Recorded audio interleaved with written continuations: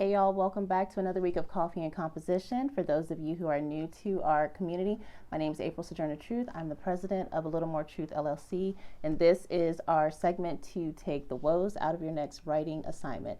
So again, a refresher, we are doing back to basics for this winter series, and we are going to keep along with that.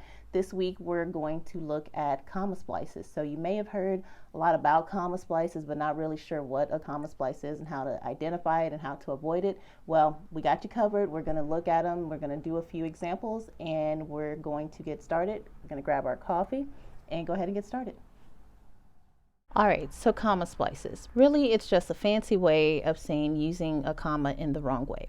But the official definition is it's a comma that appears between two independent clauses without having a coordinating conjunction. So let's break it down a little bit. A coordinating conjunction is any of the following: and, but, or, nor, for, so, or yet. So you're familiar with these conjunctions. Now you know the fancy name for them is a coordinating conjunction. And an independent clause is a phrase that can be its own sentence. So you've probably encountered sentences that had one or more sentences in them. Those were independent clauses. They can exist on their own. All right, so let's look at some examples.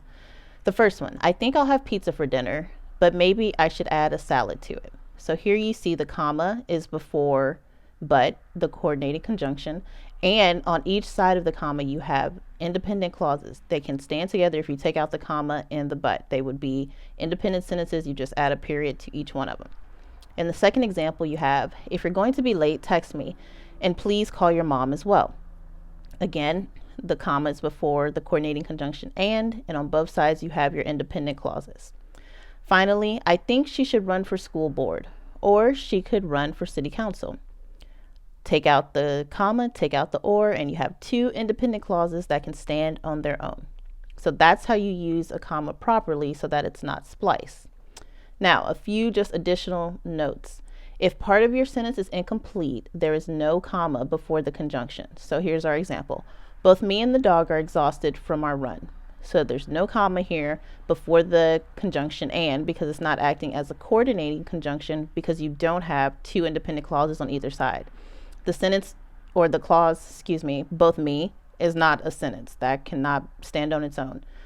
You could take out the last part and say the dog, and you would say is exhausted from the run, but you'd have to do too much changing to make it its own independent clause. As it stands right now, it's not an independent clause, therefore you don't need a comma before the conjunction and. Another note, a comma may not always be the best punctuation. Sometimes a semicolon works better if the sentence is long. So in this note, we have highlighted the semicolon used here because this was a longer sentence. So you would want something more, how do I say it? You'd want a better punctuation for it than a comma, which would be the semicolon, so that the reader knows, take a longer pause, digest what's coming in the first part of the sentence, and then go to the next part of the sentence.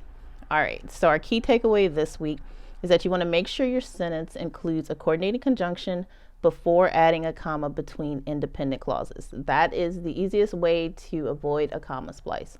Make sure there's independent clauses on each side of the comma and the conjunction, and make sure you have the conjunction in there.